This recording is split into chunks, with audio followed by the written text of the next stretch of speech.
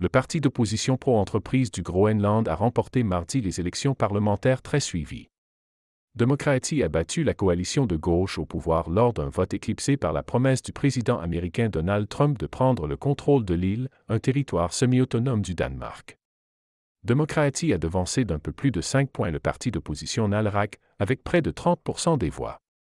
Le premier est favorable à une approche progressive de l'indépendance vis-à-vis du Danemark, tandis que le second prône une rupture rapide.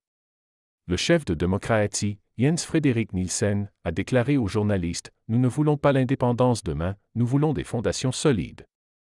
Le parti va maintenant tenter de former une coalition gouvernementale, a déclaré Anna Wangenem, députée du Parti Democratie. « Je suis à la fois très enthousiaste et très heureuse. Nous nous concentrerons principalement sur les politiques pour lesquelles nous avons été élus, puis nous discuterons avec les autres partis pour connaître leur position. » La population du Groenland, qui ne compte que 57 000 habitants, est prise dans une course géopolitique pour la domination de l'Arctique. La fonte des calottes glaciaires rend les ressources arctiques plus accessibles et ouvre de nouvelles voies maritimes.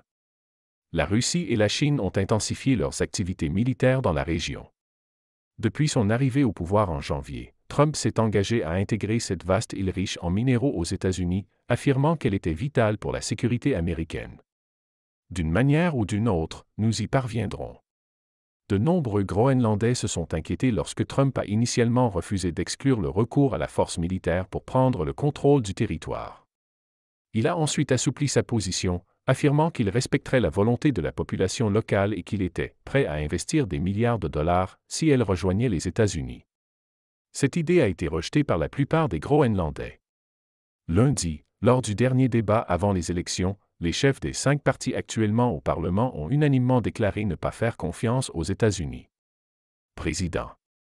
Par ailleurs, le Premier ministre danois a déclaré que le Groenland n'était pas à vendre, mais a clairement indiqué qu'il appartenait à la population locale de décider de son avenir.